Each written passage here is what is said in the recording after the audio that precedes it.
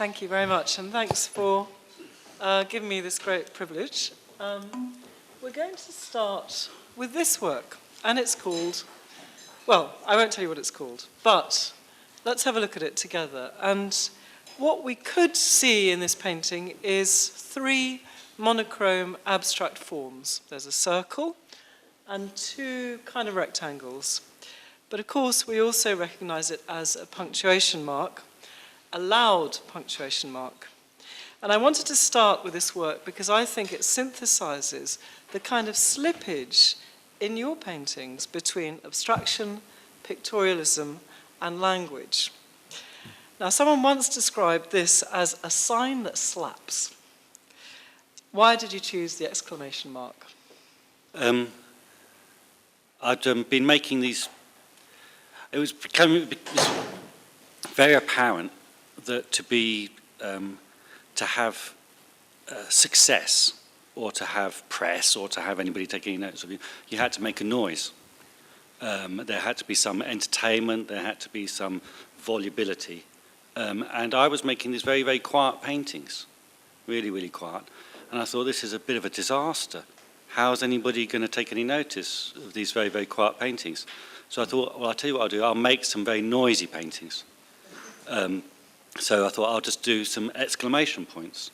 And they'll be very quiet, but it'll be an attempt to say, in fact, the beauty of a painting is its silence. And I will make a very noisy silence.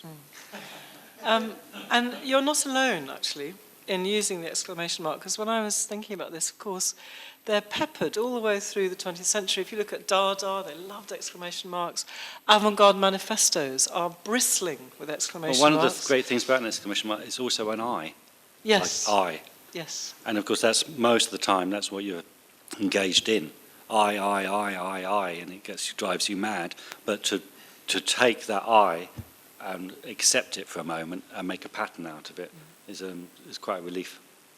I was kind of drawing out of this some art historical precedents, for example, of course, constructivism, pop art, and thinking about your work, there's, unlike, say, 100 years ago when European avant-gardes wanted a complete tabula rasa, kill the father, totally blank canvas, your work has a lot of art historical reference. So we're going to have a look at some of the artists that Gary's identified as being influential on him, if I go the right way. Now, we're looking at just the latter half of the 20th century. You studied at Goldsmiths. Yeah. And I know that you were interested in looking at some of these artists' work. This is Eva Hesse. Well, she was... I've really been trying to make an Eva Hesse painting all the time I've been painting. I mean, I would love to make an Eva Hesse painting. It's not proved possible because they all either...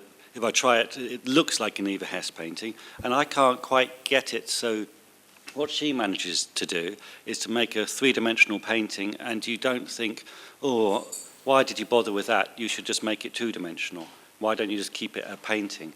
And I've not yet managed to bring in the proper 3-dimensionality that she does. But she has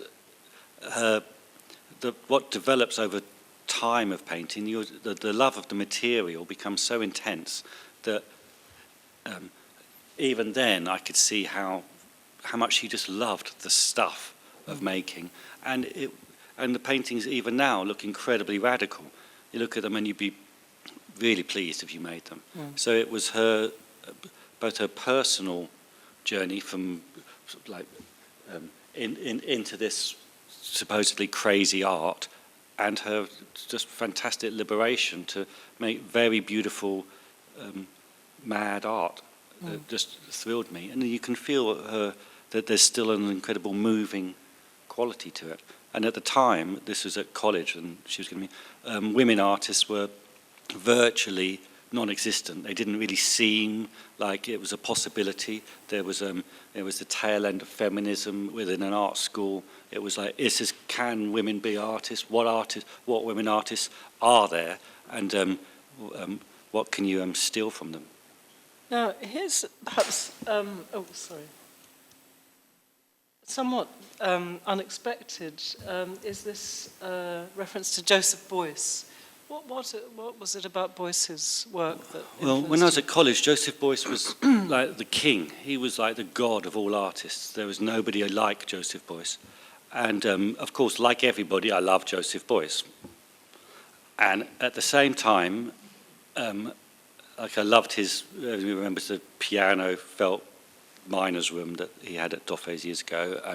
And a little while ago, I saw a retrospective of his at the Tate, or a big show of his at the Tate. And there was this filming of one of his lectures. And I put the headphones on and I'm listening, and I cannot understand a word he's going on about. It leaves me absolutely empty. And I'm looking at the audience in the film, and it ends, and they also like seem to walk off nonplussed, like I'm walking off nonplussed. And I'm wondering whether he's using words to create an emptiness, a silence, via communication, via language, which is what I'm trying to do the equivalent of, but using imagery. That I want a silence, a non-understanding, just an emptiness. And even though there's always thousands of words coming out and all this meaning, I just couldn't get anything. I just was left sort of empty. But this particular piece, The Honey Pump, thrilled me for its romanticism. This was when he was working at a college, and he installed a tubing that went all the way through all the studios, and down there he had the honey, and it was pumping through, and there's this, like, for him, an ancient energy that he could put through the galleries. And I found that thrilling, that art can be this humming force that one can make, and he made it using that honey pump sort of literally. And I thought, well, that's really what I want to do. I want honey pump paintings. The third artist of this kind of generation is perhaps closer to the way that we think about your work formally. That's Donald Judd. Well, when I was at college, Donald Judd was like he was the antithesis of me. The people who really loved Donald Judd were the rigorous intellectual artists. They were really keen on him. And if you weren't really a rigorous intellectual artist, Donald Judd wasn't for you. You weren't even really allowed to like Donald Judd. But he always gave me this little vision of, hold on, there's something going on here. It's not just modular stacking. And when he died, there was a very small tribute or memorial exhibition at the Guggenheim in New York, and I hadn't seen a show of his for absolutely ages, since I'd been nervous of him, and I was totally shocked that his use of colour is this. I mean, I'm a bit loathed for many reasons to say it, but like his use of colour was this spiritual light coming out of everywhere. It was, you went into this gallery and it wasn't scratch your head, isn't this interesting? It was, oh my God, the universe exists. Yeah.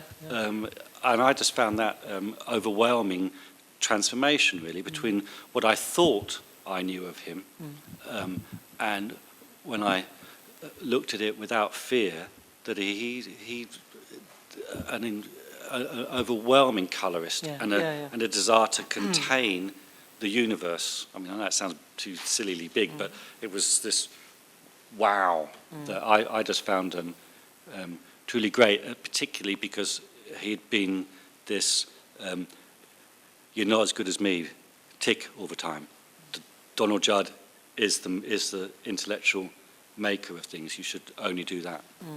Yeah, because the kind of apparent puritanism of it, the word minimalism, is completely belied by the fact that the colours are ravishing. The purple perspex against the copper.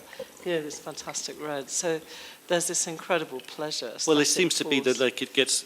I mean, this isn't across the board, but the actual visceral pleasure you get when you look at it is not, generally speaking, in my experience of it, written about. It's not how you're told you should enjoy. you're told you should enjoy the one modular form against another, and he's going to Martha, and there's more of this stuff, and it's all, rather than, oh my God, he's going to sort of like make you think you're in a Corbusier church. Yeah. Here's an artist who's closer to your generation, probably my generation, Cindy Sherman. What was it about her work that influenced you? Well, again, this is sort of a college mainly, but this was about the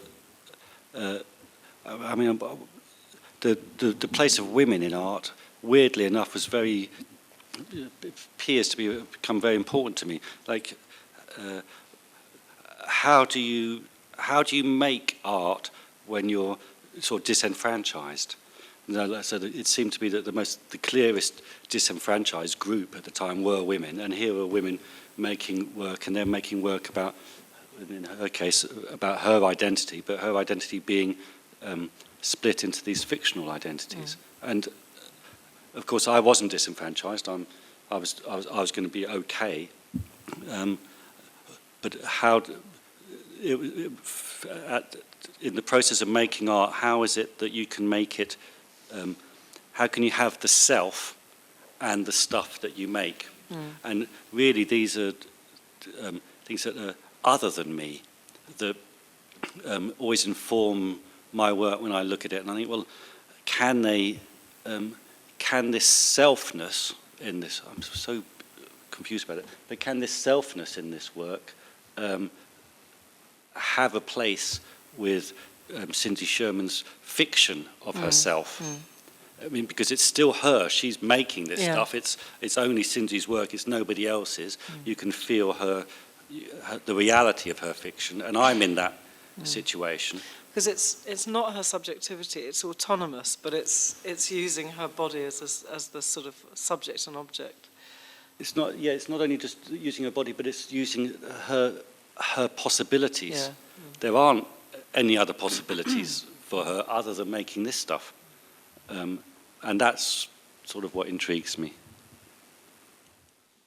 This was a show that I think many of us saw at the Whitechapel Gallery of the American painter Julian Schnabel, who first really came to prominence with these broken plates jammed into the surface of the canvas. Well, that was like, he blew my mind when I first saw Julian Schnabel. I couldn't believe the decorative bombacity of it, and how he could just thoroughly do it and enjoy it. And when I went into the Whitechapel, I was, I'd been, again, this is still at college, but I'm piddling about trying to do things, and I can't decide whether I'm a minimalist or I'm Joseph Boyce or I'm Donald Judd. I don't know what the hell's going on. And then this guy just breaks everything up, and at the time everybody loves him, and he's been fascinating to watch his career as an artist, and his demise as a respected artist, and then his fantastic films that he makes, and his true sensitivity that sometimes gets hidden by his grand attitude, although I've never met him, gets lost. But when I saw this exhibition, I just saw that one of the things that is our job as an artist is to be creative, and just be creative, make things, break things, enjoy yourself. And he was the first artist to show that with a sort of a joie de vivre, rather than to take some of the fear out of it, rather than thinking that everybody's already made somehow or other, that they're solid, and what they're showing me is their solid work, and somehow or other I have to be solid and then it will work. Here was someone who was just really enjoying himself, and it looked absolutely fantastic. Also using things like the velvet, these rather tacky materials, but it was so bold and really exciting and theatrical. And here we have Mr. Koons. Now, you've spoken about the impact of the so-called Neo Geo moment. This is a lot of you of my generation, but when Saatchi had his gallery, and when that Neo Geo show opened, and it was just unbelievable that it was the equivalent of the Armory show in New York in 1918 or whenever it was. Like, to see that show and go, this is real life. This is like seeing real life Picassos and Cézannes before you'd seen prints of them. That artists were engaged. They'd somehow or other managed to take pop and make pop again, and it feel new. It feel like something other than pop. To be brash and bold and ugly and ridiculous, and there was a sense in England of sort of like a dowdy brownness, and the explosion of light that show gave me was just thrilling. And whatever Jeff Koons does, I think he's a great artist. That it's always intriguing. You know, he's just done these. I don't know how long ago he'd done these fantastically simple sculptures that are just cut out shapes, and I don't know what he's screen printed on them, and they're just truly fantastic, and they're almost nothing. And I don't really quite know how he does it. To these ridiculous polished works, you know, I could never do anything like that. You need to have a mentality that is incredibly clear, with a desire for a factory. I haven't got that way of working. I prefer to make it myself. But I just adore that possibility. We're going to move now to a generation of artists that you really grew up with. Here are your contemporaries. And here's, of course, Sarah Lucas. Can you say something about what it is about her work that... Well, she was... I won't really speak about her work very much, but she was very important to me because at one point you'll see in the book thing that I just made doors. I mean, you probably all know that.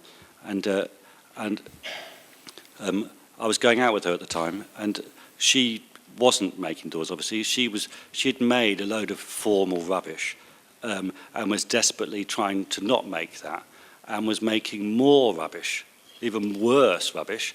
But she had this sort of bombastic, big-hearted, don't give a fuck attitude. And so when I had enough of being a formalist, it was very interesting it was very educational and inspiring to have had someone who was making work, who was breaking their own mould, and having the confidence to do it. So I find her work, I still find it thrilling, because it's absolutely her, and the sense of liberation that gave me, or not even permission, that she was able to, through her own actions, give me permission to be able to really go wrong. This is a work by Georgie Hume. And likewise, this is Georgie, and she's it's that thing about permission and the ability to make work whatever happens, and my ability to steal from her, because she you know, she's my wife now. So, but it's that I need to. What it really shocks me about a relationship with another artist is that most of the time you're in the process of stealing from each other. I mean, Georgie's more polite than me, but I really try to steal from her. I don't try to, but I can't help it. So I will see something and then I will take it and recognise only after the event that is actually already belongs to her, but I won't give it back. But the way to it, I didn't really realise that it's becoming important to me. But that whole way of it actually, the art making and the life making being all one and the same, and both Georgie and Sarah have that art and life-making thing that is combined. There isn't a separation between I'm an artist and I'm a something else. It's absolutely one, and I find that like admirable and something to try to head to. Difficult to recognise this. I don't know if anyone can guess who this is, but Matthew Barney, apparently. Well, Matthew Barney I've known for years, and he's another of those artists I don't really comprehend, even though he talks to me when I see him for hours, and I still have no idea what he's on about at the end of it. But the reason that he's up there is again for my joy of imagination, that he just imagines stuff, and that whatever it's like, I don't really care. I'm just so pleased someone's imagining it. And so he inspires me through just saying, oh, thank God you've imagined that. I hated every minute of it. But hurrah. Yeah. He did a performance in Manchester at a theatre that was just out of this world. I mean, I know a little bit about theatre, and it seemed to me just to blow theatre to smithereens. And there was just the courage and the joy of making things up and making permissions for oneself. I mean, most of the process of being an artist is giving oneself permission to make what you imagined. And Matthew's a very good example you can learn from. Here's a system of permissions to make it. When you hear his permissions, I mean, I don't really get them, but they give him permission, and that's enough.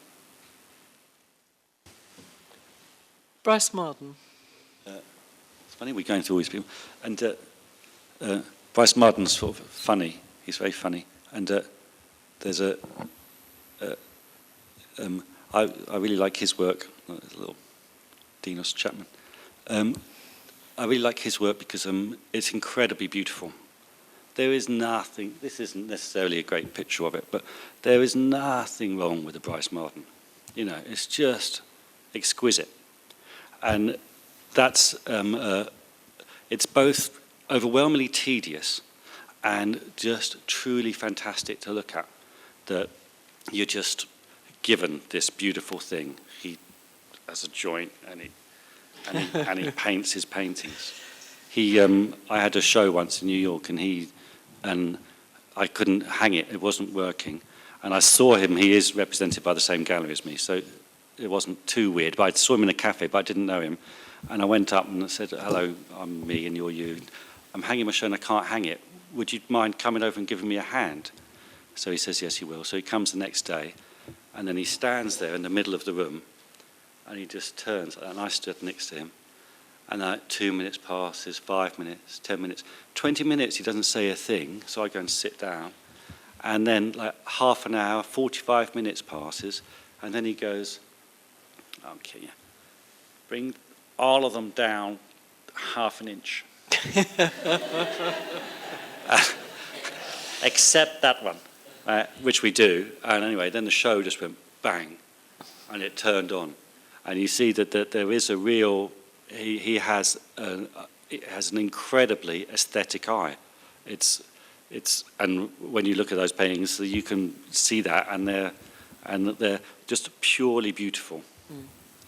Perhaps more unexpected, we're just going to flip back in time now to the Renaissance. And there are works you made recently with the marble angels, for example, that show your interest in great 14th and 15th century painting and art. What draws you to that? Well, weirdly enough, those marble ones don't really have any sense of those 14th to 15th. I mean, I'm interested in the mother and children and what's it like to be a mum. Always intrigues me.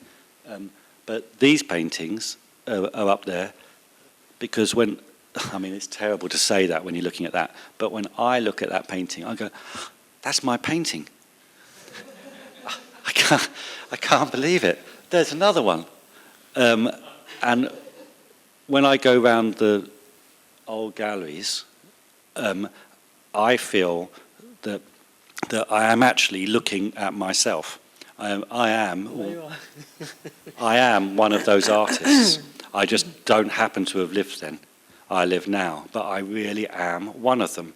If I was alive then, I would have painted that, or maybe the one, two ago. And that sense of continuity of practice, that we are, it's weird, we are artists, and I am them and they are me, which is why I like doing after paintings, because it's playing with them, saying, okay, let's just pretend that if you were alive now, you'll make your painting, and looks exactly like mine, and it's fun. But I find it, it's partly because I've got this two-dimensional way of looking at things. So these type of paintings thrill me with their plane qualities, one plane on top of another, and I can just simplify those. But it's the simple patterns. No perspective, really. They're very kind of... Yeah, everything's up front. And then you get weird little bits, which for me are just... there's always important to have in a painting something slightly wrong, because you need something moving across your eye to be able to tell you're looking.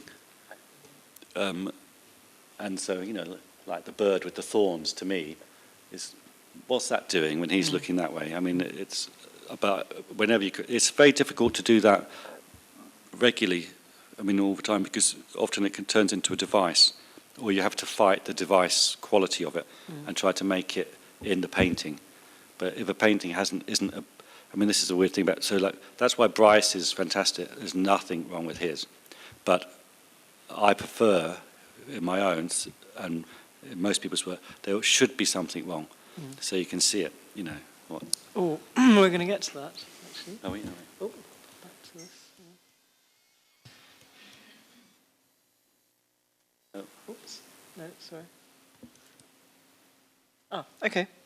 Now, we're going back to the 1990s, and really, I suppose, the first major public airing of your work, the door paintings. They really made an enormous impact, I think, because the kind of tautology of them, painting doors on doors, excuse me, but also the way they seem to relate to constructivism, to minimalism, but they were very clearly doors. So they weren't purely abstract, they weren't purely formal. What made you choose them, first of all, as a surface for your painting? Well, they're not a surface, because the surface is a panel, and initially a canvas panel, and a stretcher. They are pictures of doors, and I chose them for such simple reasons. It's sort of like embarrassing, but maybe like all sort of truisms. It's because they're swing doors, so they open both ways. That you don't know on what side of that door you are, and they're hospital doors, and there's a slight political implication at the time they were made, because it was Thatcher's Britain and hospitals closing down and all this sort of business. So they had a sense of loss as well as possibility. Now, didn't you ask your friends to choose the colours? Well, that was later on, because initially, if you imagine when you're a student, you're flaying around trying to find a language that looks like your own, rather than looks like somebody else's. And when I made the first door painting, it did look like mine. I hadn't seen it before, so that was terribly, terribly exciting. But it led to a formalism that just became aesthetic, and I didn't want it to become aesthetic. So I asked friends and sort of people I half knew. I gave them a little plan of different doors, and I gave them loads of swatches, Dulux swatches, to choose the colours, to see whether I could get away from an aestheticism. Now, some of those things were so actually horrible that I didn't even paint them. I thought, I'll choose this one first, and maybe I'll... Yeah. But what was interesting is that everybody had a narrative within their choice of colours. So I thought they were just going to be choosing, I quite like, beige with mushroom and this with this and that. But no, they wanted beige, which was, like their trip down the corridor, to mushroom, which was like their feelings after the abortion, to this, and that this was actually a history painting to them. And I was like really quite shocked, making that, because none of the people I asked were artists. I thought that looking at paintings like that would just be bland to them. But then give them the opportunity to make a painting like that. They make a history painting, and it's not bland. They're going, this is a work of genius. This has got, all of my life in it. So it worked for a while, but of course then it dawned on me that I was now working for other people, and I was making their paintings. And I didn't want to do that, so I stopped that after a while. You said about them, it looked like a face, and it also looked like perfect modernism. And Adrian Searle wrote a very good essay about them, saying he talks about the notion that the doors are a hospital ward, or that behind them you could find something like a mass catering kitchen. It's somewhere you definitely don't want to go. And I wanted to ask you, did you consciously want to undermine the kind of utopian aspect of modernism? Well, it felt like it had already been undermined, like it had already ended, that existed for a moment, and we couldn't have it anymore. And I don't think it was an attempt to undermine it, but it was definitely not an attempt to make a utopian picture. And it doesn't exist. I mean, I've been to Brasilia in Mexico, in Brazil, which is just absolutely fantastic. A utopian dream, truly brilliant. And what is so fantastic about it is that outside it's built on a fuselage wing scenario, all the government buildings, and on the outskirts is all the rubbish that we all need to live. And it's that the doors were in a way sort of like on that halfway point. It's leaving the aeroplane of modernism and going into the great big, the big silver tin full of horrible food. The architecture of the door obviously implies the body, it's ergonometric. Did that help you establish the scale of your future works? It probably did, because they're all. I went to Bart's Hospital with a tape measure and just measured all the doors, the whole pattern of everything.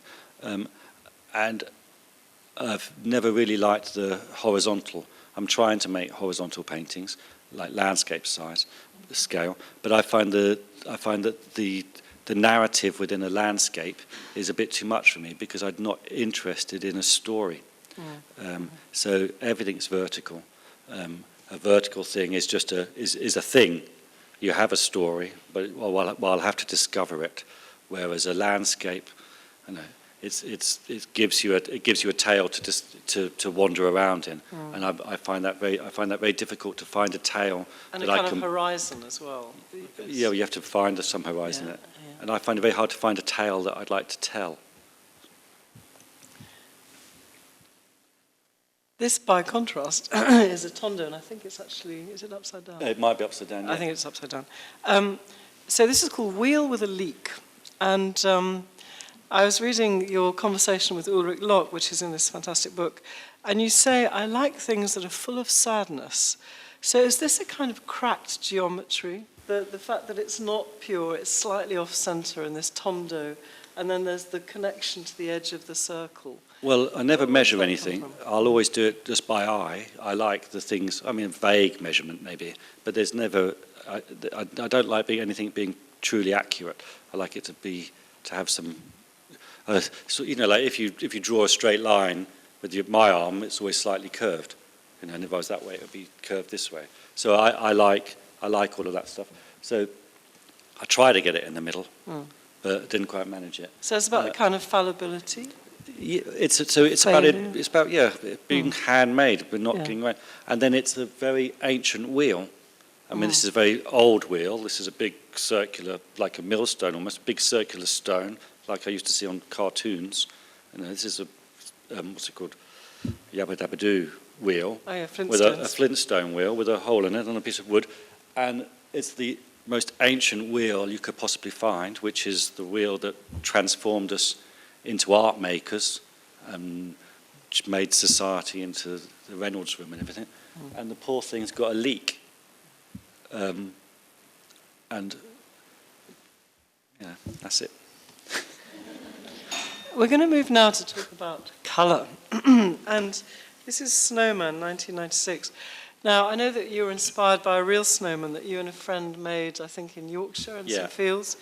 And you dyed the snow different colours. We don't have a photograph of this, but what was the purpose of that? What inspired you to do that?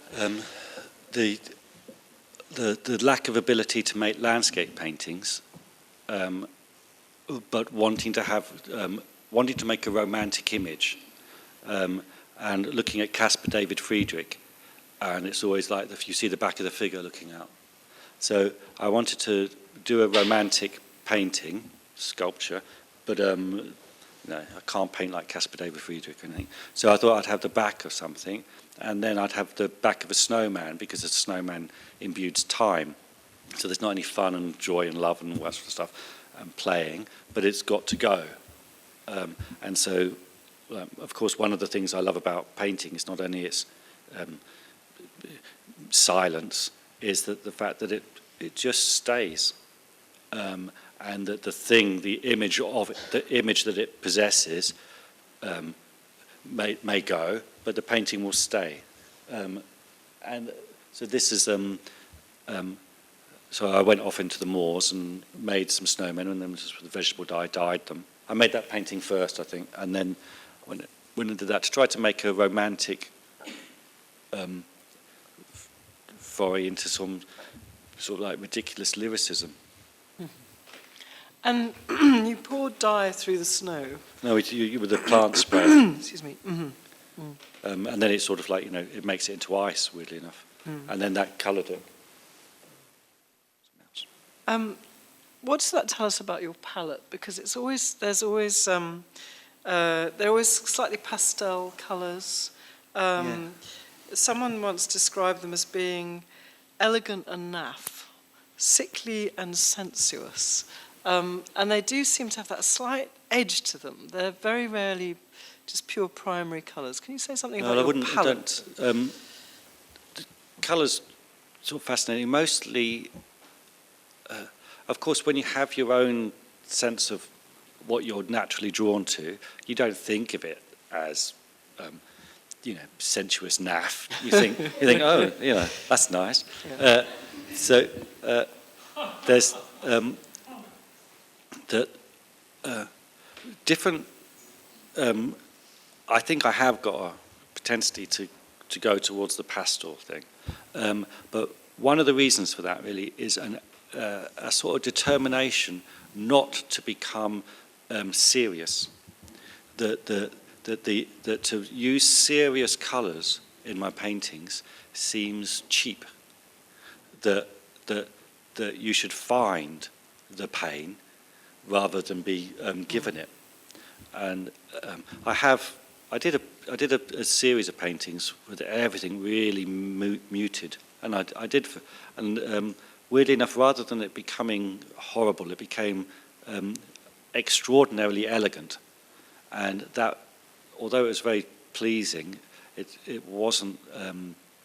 It didn't feel like a great a discovery of a more sort of like grown-up palette or something. I found it a bit too elegant. And then I find that often my palette runs out. And what I do when my palette runs out, so basically I've got my drawings and I'm looking around and I can't see the painting.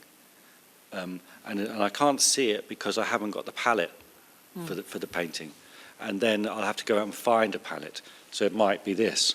I'll go, that's it. That's that painting.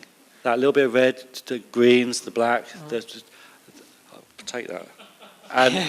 And I will then go and match those colours, and that will give me the colours for that will allow that painting to exist. Mm-hmm.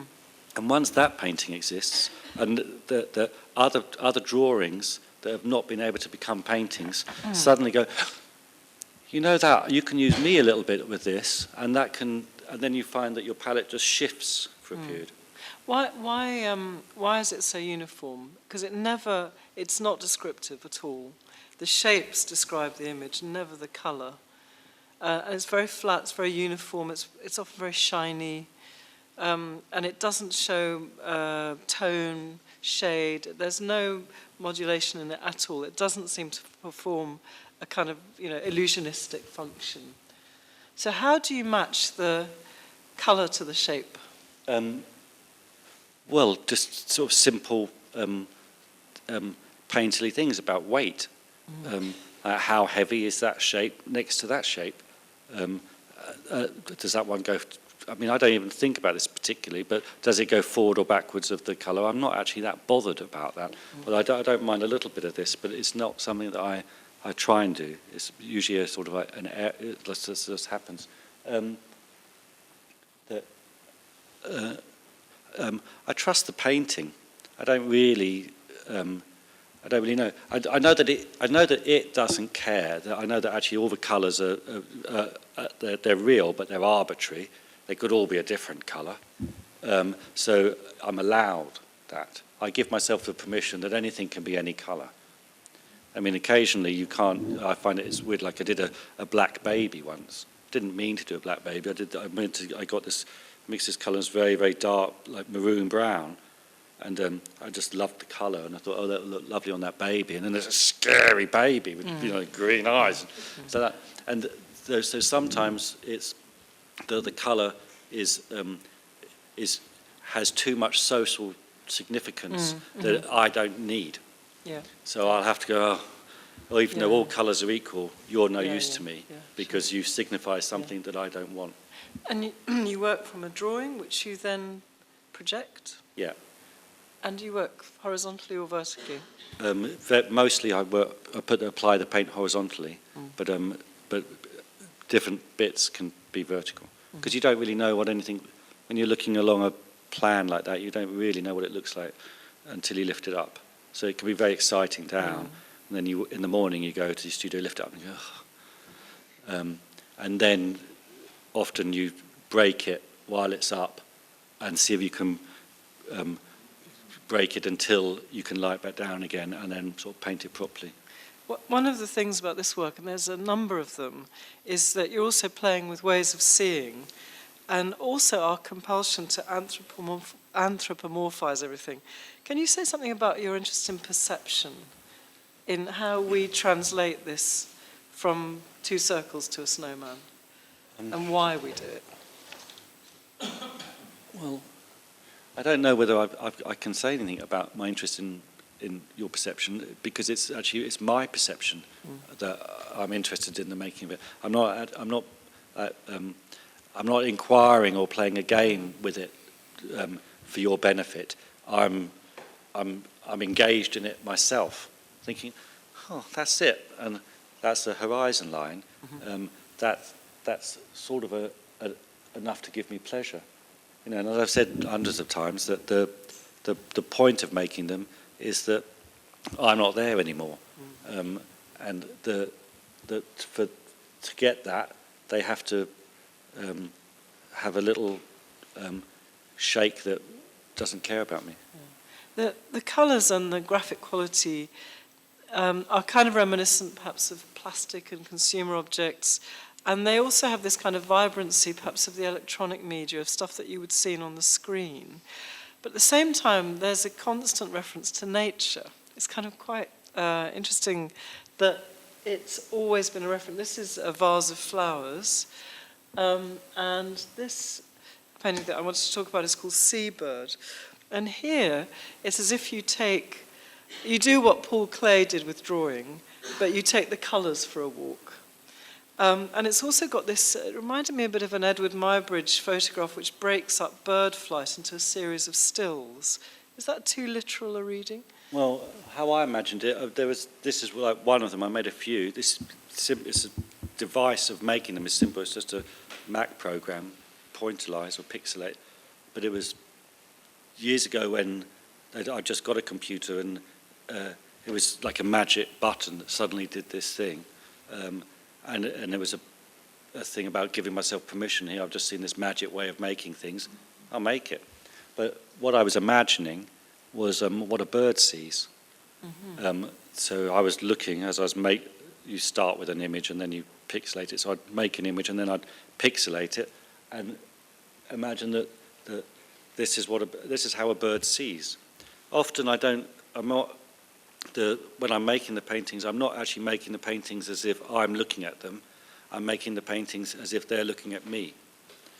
And so this is a painting of a bird looking out.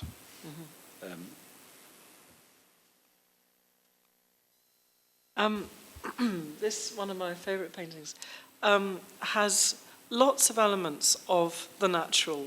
I mean, you could think of it as being like a kind of microscope looking at a botanical specimen. The nodes, you're not quite sure if they're beaks or they're buds. There's this kind of idea of an epiglottis.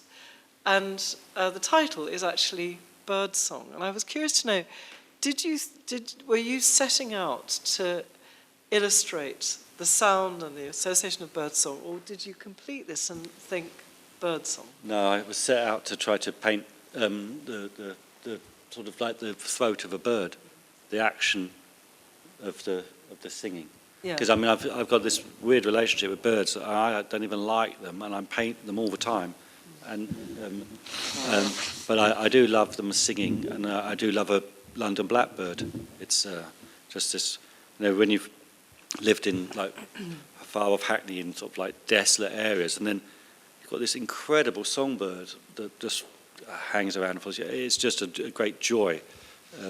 And so I was just in the studio I had at the time. There was this blackbird, and I was just imagining its song. But of course they're always fragile, so there has to be a little wound somewhere.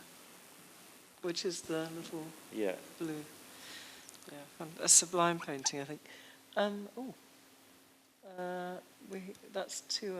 Sorry. Okay, never mind. We'll move on to this. First, this. This is called 4 Feet in the Garden, and here it's as if we're on the grass. I think maybe. Yeah, that's the grass. And it's got this very Arcadian feel for some strange reason. So you have this idea of perhaps a garden of innocence, but the feet are naked and they are facing each other. So I thought it's about time we started talking about sex, because there's an awful lot of it in your work, it seems to me. There's a very libidinous quality to the way that you butt things up against each other. There's almost a labial quality, I think, about some of the way, the softness of the lines and the way they connect with each other. So is this something that you would recognise in a work like this? Well, this isn't properly sexual, as in that it's like a sexual painting, which will sort of like encourage sex.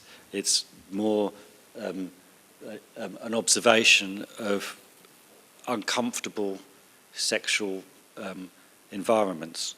So I was just imagining those moments when it's silly really, I was just imagining when you're, say, at a barbecue in the summer, and for some reason or other you've been in a paddling pool or something with the kids or something, and you're wearing your trunks, everybody's sort of like underdressed, and you all stood this sort of close to each other chatting in the garden, and it's all like just a bit weird, Is this nice and lovely? Is this leading to sex and pleasure, or is this, Bob, Mary, So it's that. It was just trying to get some idea of the closeness and the uncomfortableness, and that everything means something, which is why it's like a Rorschach test. There is a meaning of our symmetry while we stand here. And what is that meaning? Yeah, and I think, again, there's this idea about visualizing something to do with, as you try and figure out how many feet, and is it negative, is it positive, is it a Rosh blot? There is this idea about the Freudian, about the unconscious, and this libidinal drive, which is also the idea of desire in looking. And here we have this very overt and rather disturbing portrayal of genitalia. This is a polar bear which looks very confused. Gary, would you like to say something about this hermaphrodite? This is a hermaphrodite polar bear, and this was made because I went on a trip to the Arctic with this organisation, Cape Farewell, to try to understand something about global warming. And a bit of a night, I mean, it's a lovely trip and everything, but of course everybody's talking about the light, and I was thinking, it's not much cop to me. So there was nothing really much that I could do there. And then I met this, we all met this scientist, and me and him got chatting, and he told me that they've all stopped working on global warming now. Machines do that, and they're just measuring it. They're all doing other things. And the thing that he was working on was the chemicals that have come from fire retardants, slowly working their way down the food chain into the sea, and into little krill, and into fish, and blah, blah, blah. And finally into seals, where the fire retardants stay in their blubber, and then into polar bears who eat the seals. And the fire retardant chemical has a similar thing to estrogen, has a similar makeup, chemical compound. And the polar bears are becoming hermaphrodite. So I went, oh my God, I can't believe it, because I remember being in the front room at my mum's house, and there's on the telly, and the dad would be like that and put his fag down, and then get up to go to bed, and then the fag would fall out of the ashtray, and then the next thing, there'd all be the kids covered in blankets being brought out on stretchers by firemen, and a little tag would wave, and it'd say, "Is your furniture fire retardant chemically?" You know, and I'd say to my mum, "Have we got fire retardant chemicals?" You know, of course we have. And years later, there they are, making hermaphrodite polar bear. And so I thought, I can paint that. And then, of course, it was how do I see a hermaphrodite polar bear? Well, I both see it from under the ice, and I see it as a rug.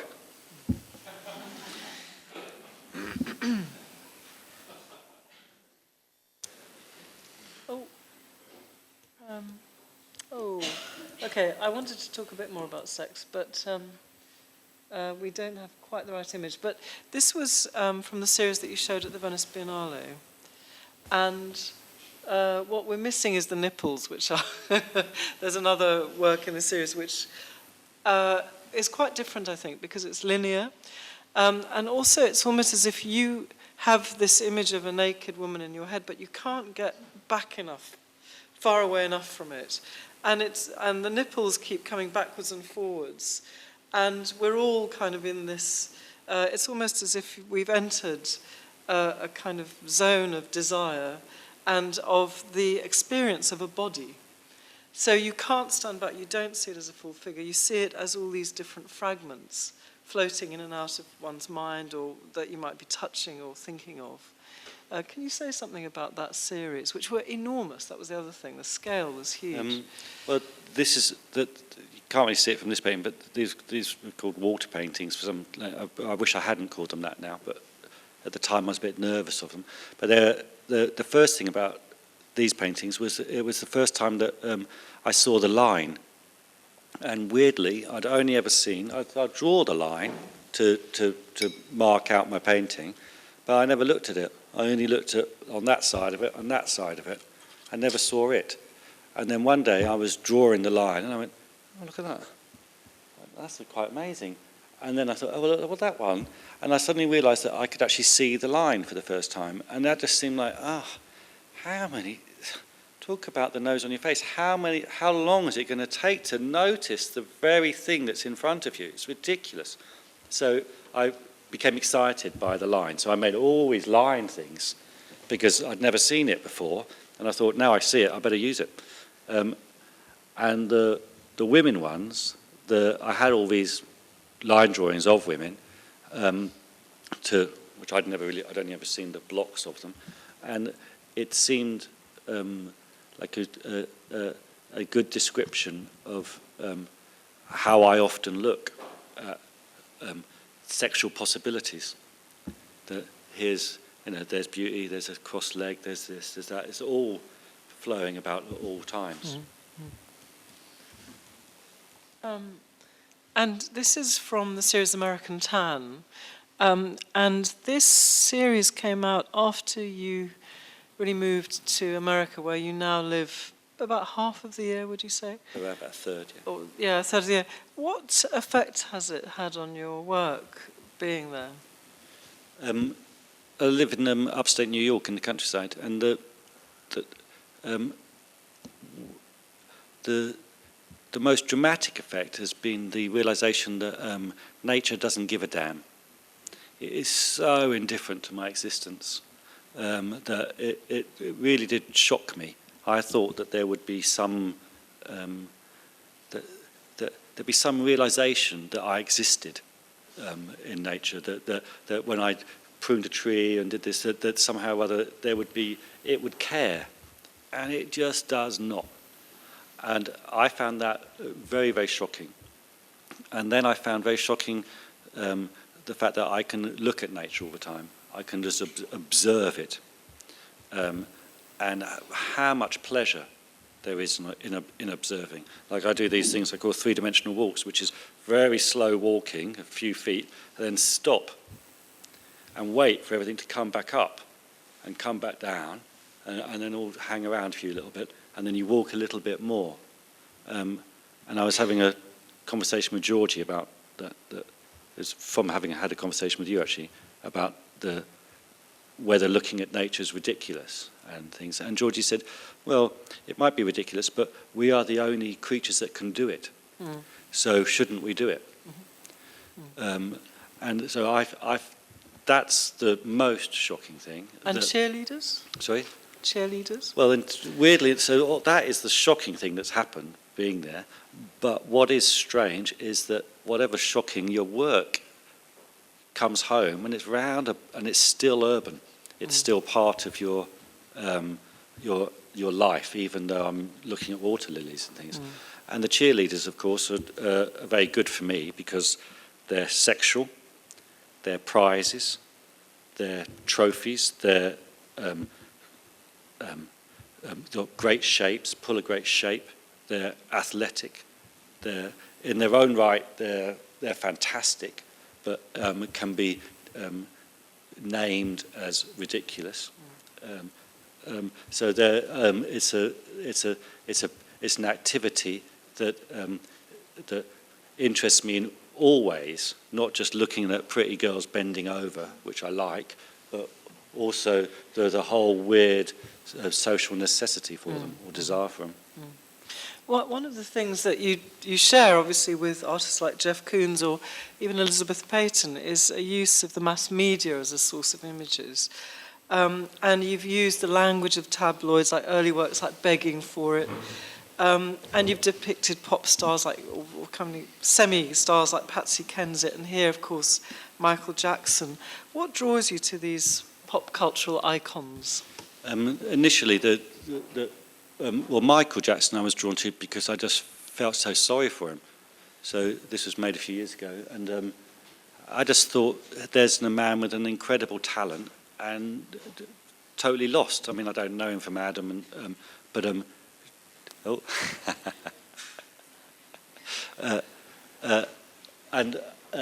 I wanted to make a moving painting of him, and then I'd just been in Italy and seen on the graveyards in Italy they have the photographs of the dead, and they're generally little tondos.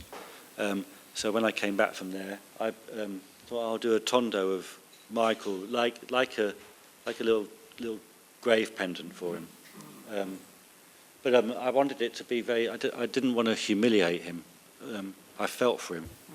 But it's interesting how little you need, the bare necessities of his face to trigger recognition. And I guess it's like so many artists, of course, Warhol, is that these images have transcended the person.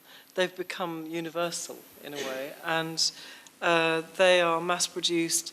In a way, they're no longer quite human. They seem to me to be part of this huge repertoire of images, but they're instantly and globally recognizable. Here there's also, I think, a sense of the uncanny because of his pallor and the very red lips. It's almost slightly vampiric. You know, you see him through this porthole. And it strikes me that if sex or eros is one driver in your work, death is another. And I was going to move on to this picture, which is called Desmond. And here there's an image which is perhaps reminiscent of classical portraiture. We might think of even a Manet, I would say, or a Goya. But then you transform this image of a beautiful woman with this mask, which has got almost a kind of S&M quality about it. Can you say something about that? The reasons you make things are very weirdly not always about how anything looks, although this is. But for me, there's no S&M. Desmond is named after my adopted grand's dead son. So my adopted grand, she had a son called Desmond who was dead years before I ever met my gran. But there was always there was Desmond, who was like 11, 9, 12, something like that when he died. And so there was Desmond. There was this, Desmond did this, Desmond did that. And so, but of course I never met him and Desmond was dead. And so this was a painting of what Desmond looks like. So it's not a beautiful woman at all. I got that completely wrong. But it started as a woman. Yeah. I mean, it is actually a picture of a woman. So it's taken from a woman. Mm-hmm. But I don't care really what anything is as long as it does what it wants. Mm-hmm.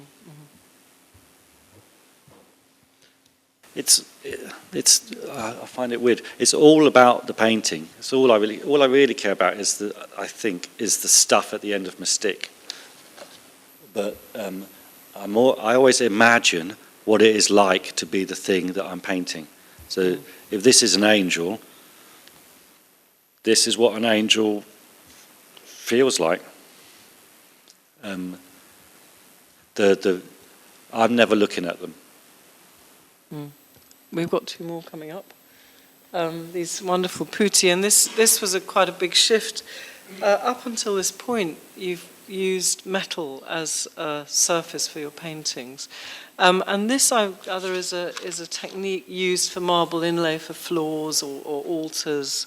Why did you choose this? It's called apparently pietra dura, inlaying stone. This was a fantastic. Occasionally commissions are really great, and this was a fantastic, not this piece, but a commission by Elton John, who said, "Gary, will you do my shower?" Which is just like the worst thing in the world anyone could ever say to a serious artist.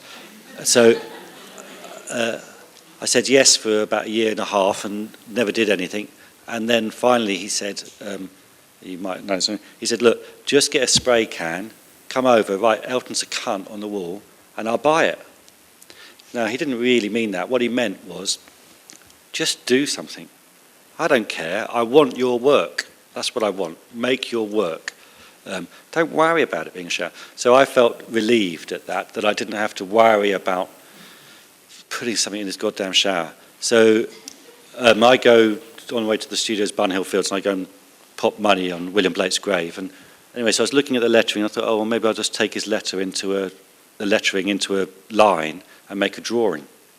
So I went back and did some drawings, and then a great friend of mine is a stonemason, and he goes, "Oh yeah, we can do that." And anyway, so I made this thing, mothers and children, and so I really liked it, and it was a way of sort of forget why I get into these things. But stone is a liquid. The paint I use is a liquid that sets. It's not like oil paint that sort of dries. It sets. So there's a sense of constant motion all times, and this motion is only frozen because it's just set, and it will probably move more. Now stone is the same. It's been something and now it's set. It is moving like glass is moving. So there seemed to be some fantastic idea of my material. This is my material. It's just stone rather than paint. And then also because for ages I've been thinking about all the paintings, looking at the paintings from miles up, that this is a topography. And I'm now actually taking from the ground the topography and making pictures using the material of the earth. So it seemed, I just had really good fun using these materials to, of course, then of course your palette has to change because you want a good colour and nature doesn't make it. I've always been intrigued by both I've got a son who's like 22 now, but I'm intrigued by my love of him and the absolute fucking nightmare of children and like your frustration and the horror of it and the need and it's not just love, and I mean you need love to cope with it, but it's hard, horrible work, a lot of it, and overwhelmingly dull. So I like I like to use children to have that anxiety. I once had a show and Gregor Muir, he did it, and I said, how's it going? He said, well, if mothers are anything to go by, it's a success, because that's all who are coming to see it. And I thought, well, that's good. You know, can you imagine in your buggy and what are we going to do? Or should we go and see the Gary Hume show? That sounds like a good thing to do. Absolutely. So, you know, although they were paintings for mothers. called the enemies of good art. But we're going to look at two paintings that I've never seen before. This is called Pink Beak and Four Ponytails. And this is your very, very recent work. This is from 2009-10, and you've recently shown this at the Matthew Marks Gallery in New York. Where is it going? What's happening with these two works? And these four girls was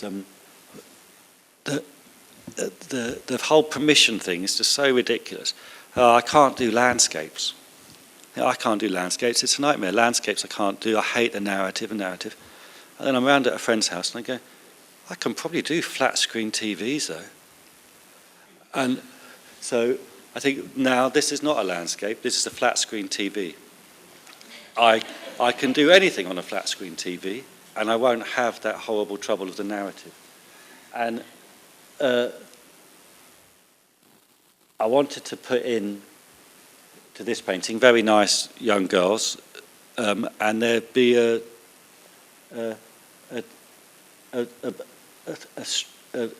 disquieting sexual tension. That what are you doing? Is this innocence? Is this lovely? Are you protecting? Are you predatory? What is this? Are they just turning around with their bucket and spade? Is she being coy? I wanted a confusing painting.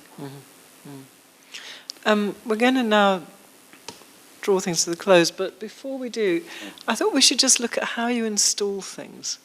You spoke earlier about how Brice Marden solved that problem for you, but what do you decide to put where? There's a spatial element undoubtedly in your work, and also as we go through these installation shots, we'll just very briefly touch on sculpture, which we haven't spoken about.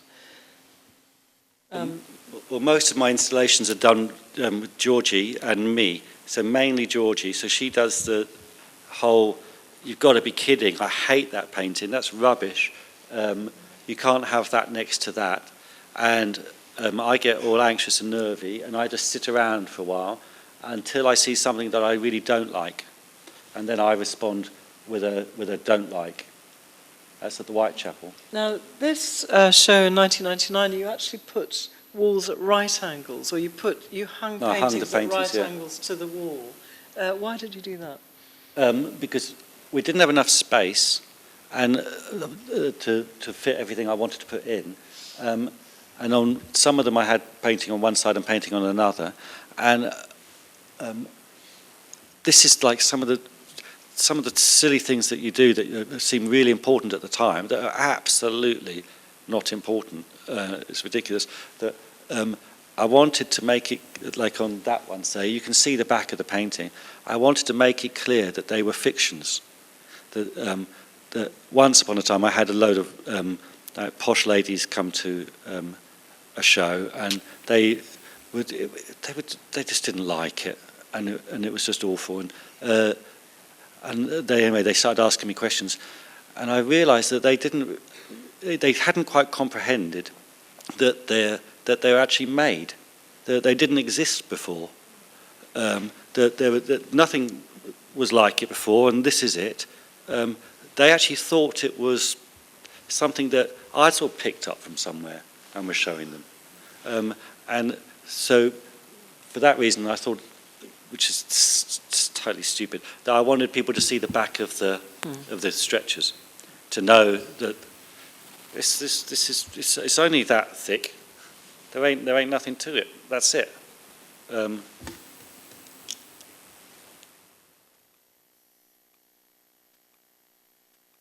A big sculpture moment. Yeah, well, this is just like a big, well, once I made if you're a two-dimensional person, like I am, it's very hard to make sculptures, so often finding a sculpture is the best way of making one. And of course, a snowman is the perfect sculpture. It works 360 degrees. It's like, it's like a panini. It's just perfect.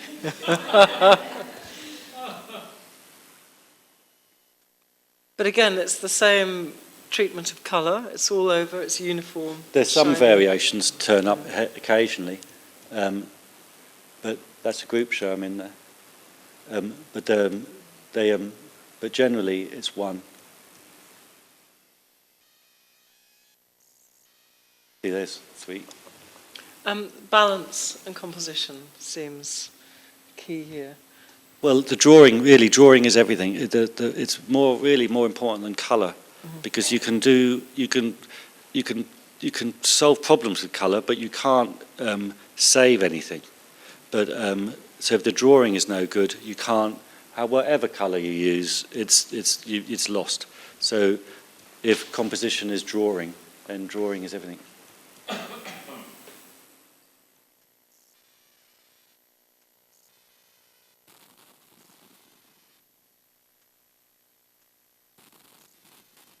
Is this yours? No. Yeah. Oh, it is, really. A load of arses. A load of arses. Yeah, that's quite reminiscent of Louise Bourgeois somehow, or Hans Bellmer, actually. Well, I'm a great fan of Hans Bellmer, and there's a great show of Hans Bellmer and Louise Bourgeois at the moment in Berlin, if anybody goes there. It's totally brilliant. I'm trying to find a chorus girl, but I think... There you go. Oh, yeah, here we are. And, excuse me, so these are also part of the American Tan series, where you've actually taken limbs and the what are they called? Pom-poms. The pom-poms. Something very kind of frivolous, and you've made it quite monumental. Well, what was great about this is about finding things again. That I wanted to make these sculptures, but I didn't know how to do it. And so I got a load of arms, mannequin arms, and then I just put the mannequin arms, and I went, hold on, they're legs. And they're totally believable as legs, but of course legs are ginormous. If I got mannequins' legs and did that, it would just be like, it would be horrible. But 2 arms that look like legs, they have a proportion that becomes elegant. There's a nice swell. There's a fantastic elegance. But then if they are actually arms, then where the hell's the body? They're all underneath. So it was a fantastic chance to play, and again to have the ready-made sculptures. I'm trying to make, having gone to see that Henry Moore show at the Tate, which I thought was brilliant, that I'm trying to make sculptures just in my hand, that then I can maybe work up from there, because I find it very difficult to work on a larger scale without spending miles too long and it all going wrong, and then like a whole week's gone and you haven't done anything. But maybe on a small, intimate, like virtually sexual scale, I might be able to get something. But your touch is always absent. There's never a sense of a gesture or a fingerprint, or there is still this idea of something being quite perfect. Well, I think not, actually. I disagree with you. Because I've had a few troubles with collectors or galleries where they have the transparencies of the pictures before they get the pictures, and then they go, what the hell, as an American, what the hell is that? And I go, well, it's the painting. And they go, yeah, but that doesn't show up in the photograph. I go, yeah, well, it's not a photograph of a painting. It is actually the painting. It's the people think they're people think they're perfect and will go away and think they're perfect, but in fact they're not perfect at all. And in fact, it's something I absolutely allow. I let nature have its moment. I don't want to make perfect things. Well, we've gone from the conception of works to the moment when they meet their public, and I wanted to ask now our audience if you have any questions or comments.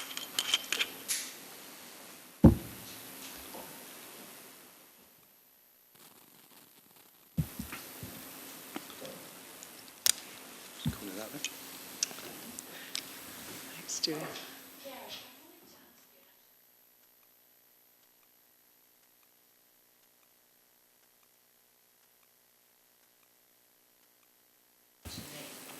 It's firstly just a technical thing. Gloss paint doesn't like movement, so you need an inert surface.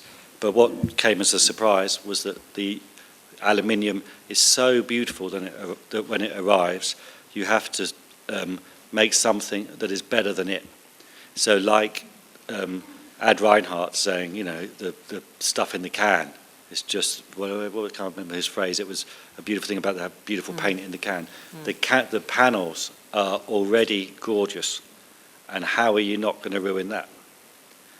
So it's a sort of, it's like a humbling challenge. Does it? Because it's also very reflective, and the one we had, there's one missing work called Nest where you can actually see yourself in the work. Did you want to make the painting into a place or a space? Because the room is reflected in it, and we're reflected in it looking at the painting. Not really, but what I did want to do is I wanted to make the painting love light, because light's the only thing that makes anything visible, and so it's what I love. But I don't paint light. I don't do light effects, but I want it, and I always thought that really my painting is just like the little prints on the world going around, and then there's another one. Reflecting all the light. Any other questions? I think you said that they were hospital doors. You mentioned baths at one point, didn't you? Yeah. Can you say a bit more about why hospitals? Because it could have been any kind of door, really, couldn't it? Well, the reason that they were hospital doors is because I come from a particular class, and everybody does. It's maybe not as noticeable as it once was, but and I didn't want them to have a class. I didn't want them to have a sense of your taste, your position, your power, your authority, that they had to be the beginning and the end, that most of us are born in hospitals and most of us will either die in them or visit them, and that these particular doors are democratic. So I wanted a democratic mortality. It couldn't just be your lovely, shiny brass knockers.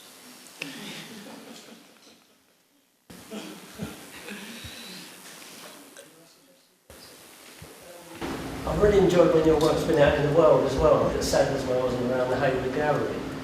And how do you feel about sometimes when you see your work outside in the world? What's amazing about putting things out in the real world is that the real world is ginormous. It's absolutely ginormous. And that you can make the biggest thing you've ever made, and you put it out, and you think, oh, well, this is a skill. I don't feel like I've got it yet. But to understand the scale of an object when you're up against architecture, it's confounding. Years ago, I did the biggest painting I'd ever made, and it went from one end of my studio to the other with a little bit sticking out, and then it went above the stairs at Habitat. Above the stairs at Habitat. You know, it was just nothing. So that type of if I do something again for outside type scenario, that I'm going to have to ask someone to help me comprehend the scale of the world, because it is so overwhelmingly huge. Maybe this, you've talked quite a lot about giving yourself permission, or other people, other artists kind of giving you permission to do things, or people who've conceived things. Are there things that you haven't yet allowed yourself to do that you would like permission? There's things that I would like to do if I had the skill, and then I don't do them because I haven't got the skill, and I don't feel that to learn the skill is going to devote the time to learn the skill is going to give me the payback I want now, when I can do things. So there's that, which is always a bugbear. Not being able to do everything is always annoying.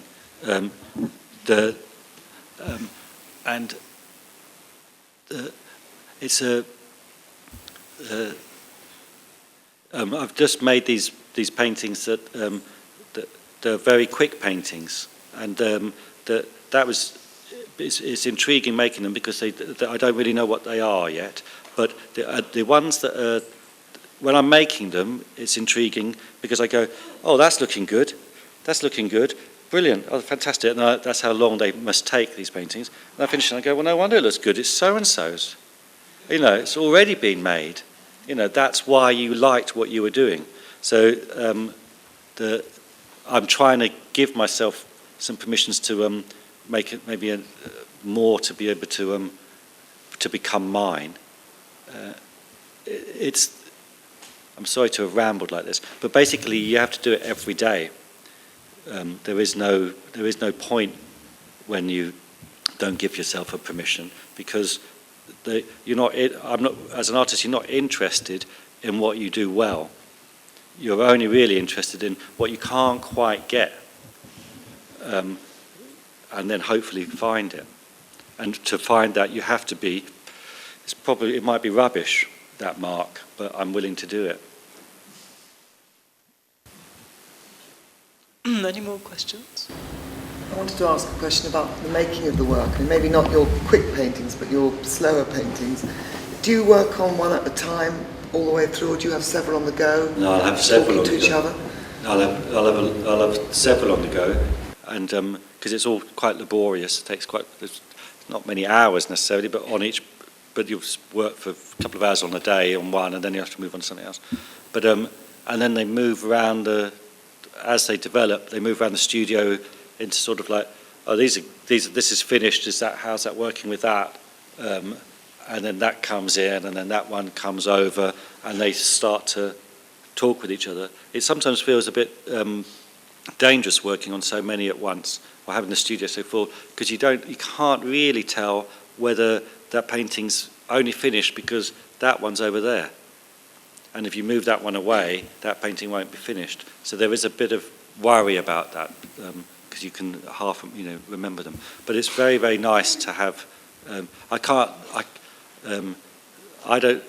I don't paint like this. I don't to sit and work for hours is so not what I do.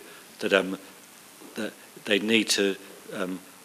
I need to create the own world in there. I mean, I often call these things garden things and garden that, and because I feel like it's all coming up out the ground, and I'm propagating this stuff, and they're all talking to each other, and something that I thought was finished, they're all saying it's not, and so then it has to change, or it goes to hell with it. I'll stay.